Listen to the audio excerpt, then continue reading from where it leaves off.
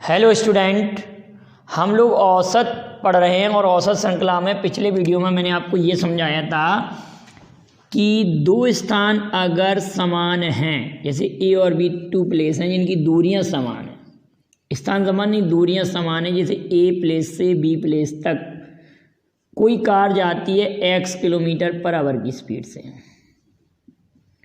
और वापस आती है y किलोमीटर पर आवर की स्पीड से, तो एवरेज स्पीड क्या होगी? Average speed equal to 2xy upon x plus y. एक पॉइंट तो ये हो गया। अगर हमारे पास तीन समान दूरियां हो, average speed equal to 2xy upon x plus y. अगर तीन समान दूरियां हो a से b तक, b से c तक और c से d तक, ये तीनों दूरियां, ये डिस्टेंस, ये वाली डिस्टेंस, ये वाली डिस्टेंस और ये वाली डिस्टेंस, ये तीनों डिस्टेंस अगर इक्वल हो, डी डी डी हो, और स्पीड हमारी इन्हीं दूरियों को तय करने में x kilometre per our, y kilometre per our और z किलोमीटर पर आवर हो, तो एवरेज स्पीड का फॉर्मूला कितना हो जाएगा? 1/3 1 upon x 1 upon y plus 1 upon z का उल्टा मान। ये फॉर्मूला होगा बेटा, का उल्टा मान, ये फॉर्मूला होगा। क्या है कि तीन समान दूरियों को अगर अलग अलग चालों से तय किया जाता है, तीन समान दूरियों को अगर अलग अलग चालों से तय किया जाता है, तो average speed equal to 1/3 1 upon x plus 1 upon y plus 1 upon z का उल्टा मान। और यहाँ पर कोई अपोजिट वैल्यू नहीं है, डायरेक्ट ही फार्मूला है। तो हम एक तो स्ट्रिक पर क्वेश्चन करेंगे, एक स्ट्रिक पर करेंगे, दोनों को आप अच्छे से याद कर लेंगे। तो मैं यहाँ क्वेश्चन लिख रहा हूँ, क्वेश्चन नंबर 61। क्वेश्चन नंबर 61, कोई व्यक्ति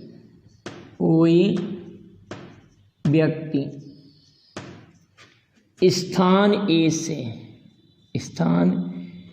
से बी तक 13 किलोमीटर प्रति घंटे की गति से जाता है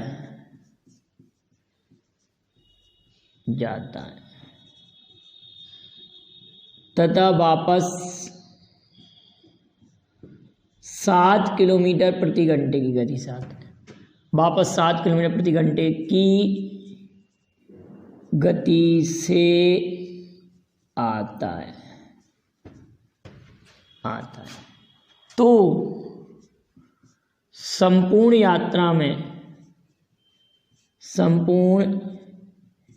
यात्रा में उसकी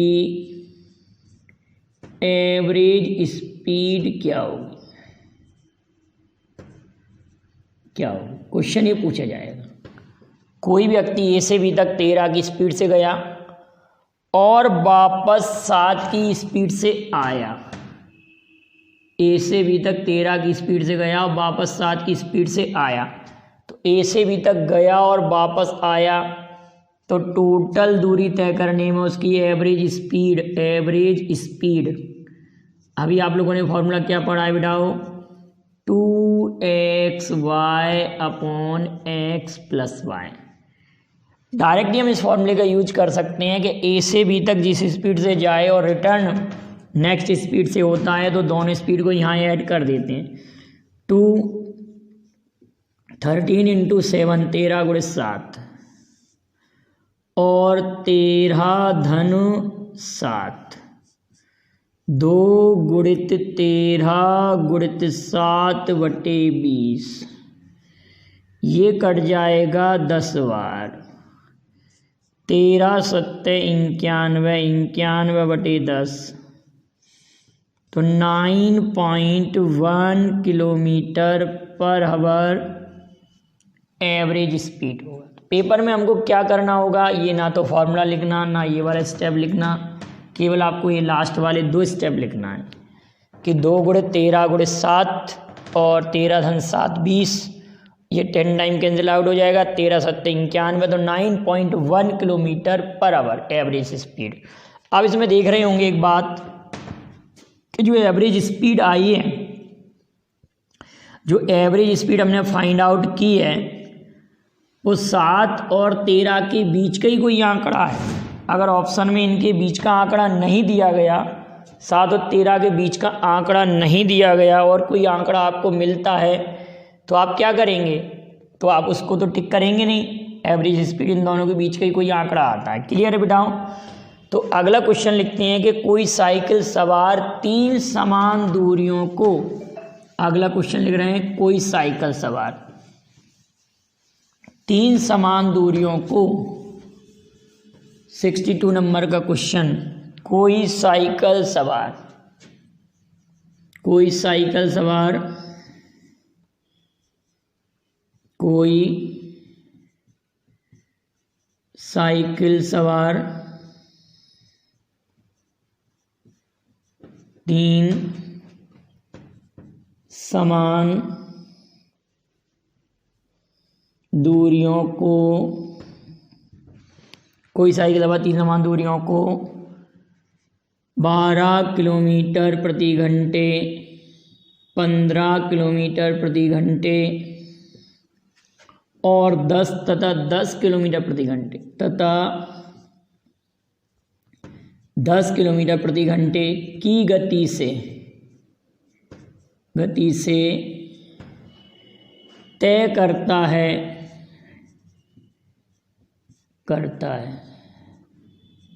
तो cycle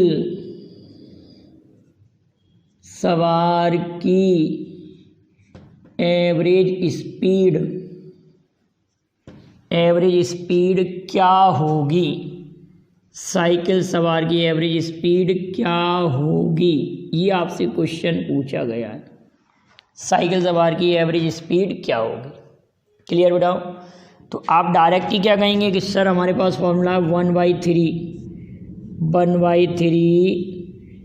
1/x plus 1/y plus 1/z का उल्टा मान। साइकिल सवार की हमको एवरेज स्पीड फाइंड करना है, तो 1/x प्लस 1/y 1/z का अपोजिट वैल्यू। तो यहाँ लिख देंगे हम 1/3 और ये वैल्यू यहाँ पुट करते जाएंगे 1/12, 1/10, 1/15, 1/15 और 1/10। अगर हम इसको सॉल्व करें, इसका अपोजिट वैल्यू निकालेंगे हम लोग 1/3, एलजीएम उनमें ले लिया कितना 60, 12 पंजे 60, 5 15 चौक 60, 10 छिंगे 60, 1/3 15/60, 15 चौक 60, 1/12 अपोजिट मान 12 किलोमीटर प्रति घंटे। अब लेकिन आप ये नहीं समझेंगे कि सर इन दोनों के बीच की जो वैल्यू है वही दिया है आंसर, ऐसा नहीं है। अब ये 12 जो दिया है ना, वो आंसर तो इत्तेफाक से आ गया, लेकिन आपको सॉल्व करना पड़ेगा। कोई भी इस लेवल का अगर क्वेश्चन आता है तो आपको सॉल्व करके दिखाना पड़ेगा। क्लियर बेटा इतनी बात? अगला क्वेश्चन लेते हैं। अब हम नेक्स्ट मेथड पर आते हैं। अगली विधि क्या रहेगी कि कुल तय की गई दूरी बटे कुल लगा समय।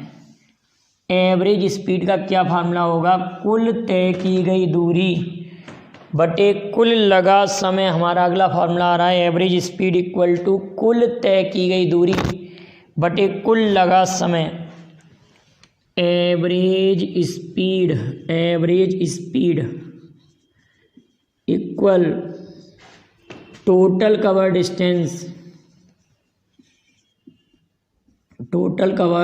Distance but upon total taken time. मतलब इसका मीन क्या है? कुल तय की गई दूरी, कुल तय की गई दूरी बटे कुल लगा समय बटे कुल लगा समय बटे में कुल लगा समय लगा समय एवरेज स्पीड का ये सूत्र भी होता है। अगर हम कोई भी ऐसा क्वेश्चन लें, कुल तय की गई दूरी हम फाइंड आउट कर लें, कुल लगा समय करें। देखिए क्वेश्चन लिखते हैं 63 नंबर का क्वेश्चन।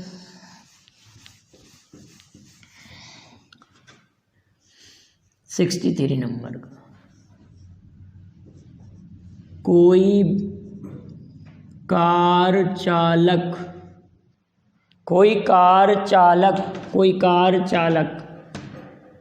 10 किलोमीटर की दूरी कोई कार चालक 10 नहीं ले रहे हम, थोड़ा सा और स्पेशली ले रहे हैं, 40 किलोमीटर की दूरी 2 घंटे में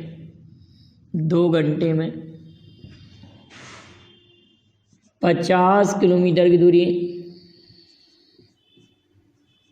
दूरी 5 घंटे में तथा अन्य 60 किलोमीटर की दूरी अन्य 60 किलोमीटर की दूरी 3 घंटे में तय करता है।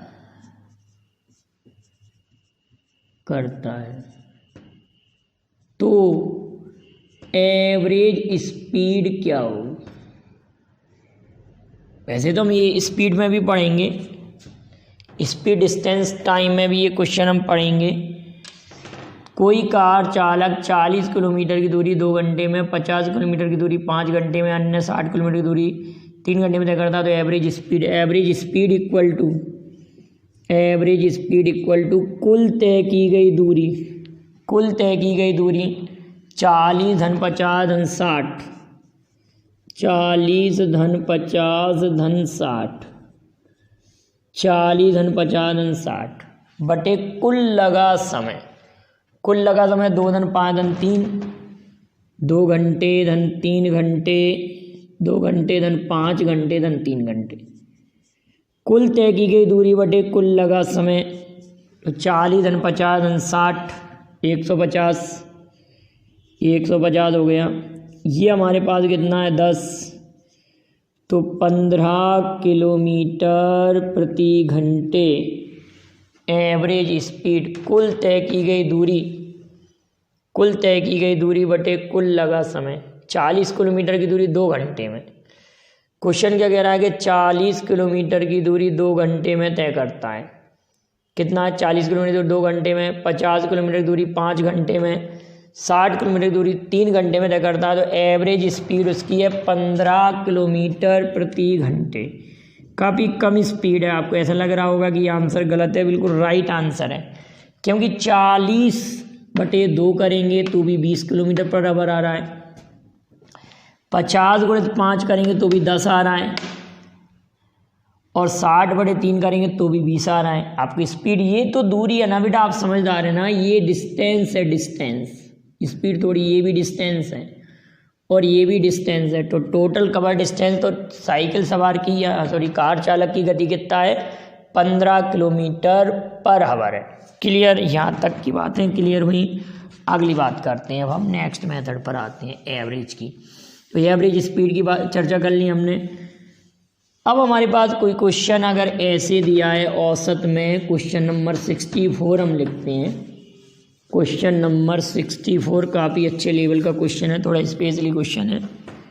क्वेश्चन नंबर 64 के लिए आप पहले तो 2 बातें समझते हैं हम। मैंने ये कहा कि यदि 10 संख्याओं का औसत, यदि 10 संख्याओं का एवरेज का एवरेज 25 है,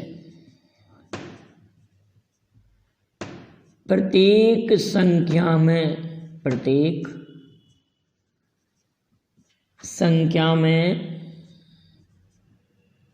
5 जोड़ा जाए, प्रत्येक संख्या में 5 जोड़ा जाए, तो नया एवरेज क्या होगा। ये आपसे क्वेश्चन पूछा जा रहा है, ठीक है। 10 संख्याओं का औसत 25 है। प्रत्येक संख्या में 5 जोड़ा जाए, काफ़ी सिंपल क्वेश्चन है बिटाओ। प्रत्येक संख्या में 5 जोड़ा जाए तो नया एवरेज क्या होगा। तो आप क्या कहेंगे, 10 संख्याओं का औसत 25 है, 10 संख्याओं का औसत 25 है, प्रत्येक संख्या में 5 जोड़ा जा रहा है तो नया औसत 25 धन 5 बराबर 30 हो जाएगा। क्या हो जाएगा, 25 धन 5 बराबर 30। अगला क्वेश्चन आया है कि 10 संख्या औसत 25 है, प्रत्येक संख्या में 5 घटाया जाए। अगला क्वेश्चन आ रहा है 10 संख्या औसत 25 है, प्रत्येक संख्या में से 5 घटाया जाए, प्रत्येक संख्या में से 5 घटाया जाए तो नया औसत क्या होगा। तो 25 ऋण 5, 25 ऋण 5 तो नया औसत कितना हो जाएगा, 20। 25 ऋण 5 तो नया औसत क्या हो जाएगा, 20। अगला क्वेश्चन आया कि 10 संख्याओं का औसत 25 है, प्रत्येक संख्या में 5 का गुणा किया जाए, 5 का गुणा करें। अगला क्वेश्चन बन गया ये, 5 का गुणा करें, क्वेश्चन नंबर 66 बन गया। प्रत्येक संख्या में 5 का गुणा करें तो नया औसत क्या होगा। तो 25 गुणित 5, नया औसत 125 हो जाएगा। अगर गुणा करने की कह रहे हैं प्रत्येक संख्या में तो हम गुणा करेंगे, जोड़ने की कह रहे हैं तो हम जोड़ेंगे, और सब्ट्रैक्ट करने की कह रहे हैं तो हम सब्ट्रैक्ट करेंगे। ऐसा हम किसके साथ करेंगे, एवरेज के साथ में। तो 125 हो जाएगा। अगला क्वेश्चन यहीं पे हम चेंज कर दें, प्रत्येक यदि 10 संख्याओं का औसत 25 है, प्रत्येक संख्या में 5 का भाग किया जाए, 5 का भाग करें, और यहाँ पर कह दिया उन्होंने 30 कर दिया। चलिए यहाँ 30 कर दिया, 5 का भाग करें तो नया औसत न्यू एवरेज इक्वल 30 भागित 5, औसत कितना हो जाएगा, 6। नया औसत 6 हो जाएगा। 10 संख्याओं का औसत 30 है, प्रत्येक संख्या में 5 का भाग करें तो नया औसत क्या होगा। 5 का भाग करें तो नया औसत एवरेज इक्वल, नया औसत बराबर 30 भागित 5 बराबर 6। क्लियर है बेटाओ। लेकिन एक बार ऐसा क्वेश्चन आया था 10 संख्याओं का, यदि 10 संख्याओं का औसत, 10 संख्याओं का एवरेज 30 है, किन्हीं दो संख्याओं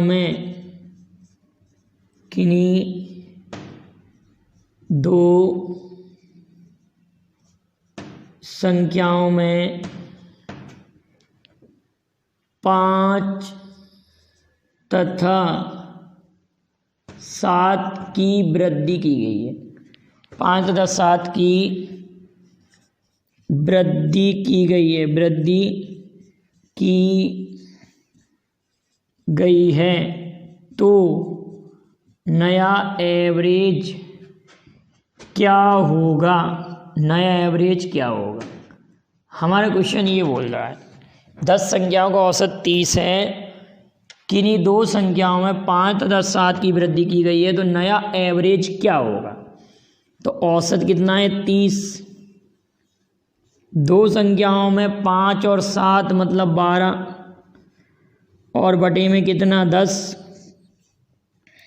ठीक है, तो ये 30 धन 1.2,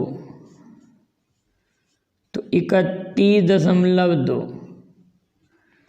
क्या हो जाएगा 31.2। 10 संख्याओं का औसत 30 है, किन्हीं दो संख्याओं में 5 तथा 7 की वृद्धि की गई है, तो नया एवरेज क्या होगा?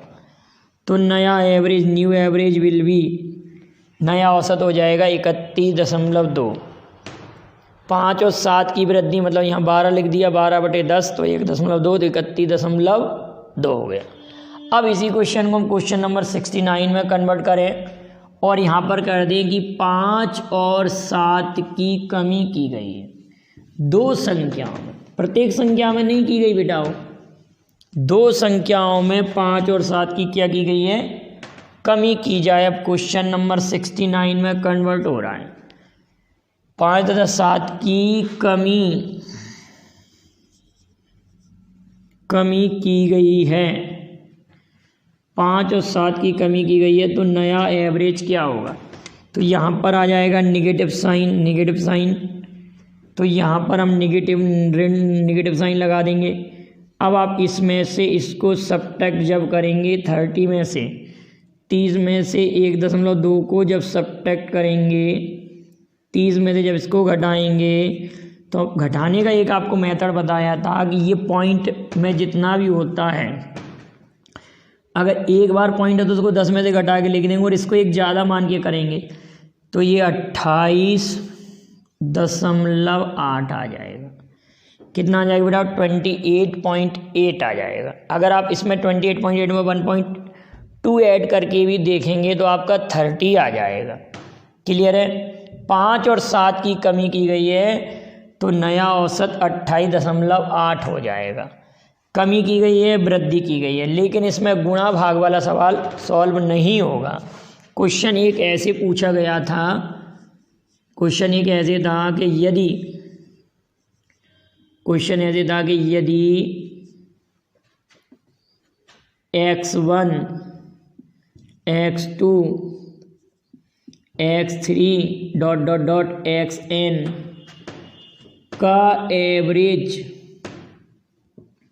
x बार है तो x1 -101 x2 -101 x3 -101 ... xn -101 का एवरेज क्या होगा?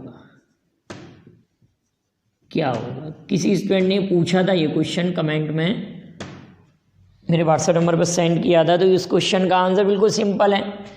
आपको दिखने में लग रहा है कि क्वेश्चन काफ़ी टफ है, आप क्वेश्चन की लैंग्वेज को समझने का प्रयास करें। क्वेश्चन क्या लिखा हुआ है? x1 x2 x3 xn का एवरेज x बार है। x1 x2 x3 ... xn का एवरेज x बार है तो x1 -101 प्रत्येक संख्या में से 101 घट रहा है, प्रत्येक संख्या में से 101 घट रहा है, तो नया औसत भी x बार -101 हो जाएगा। न्यू एवरेज कितना हो जाएगा हमारे पास? न्यू एवरेज x बार -101। तो आप यहाँ तक के क्वेश्चनों को नोट कर लेंगे।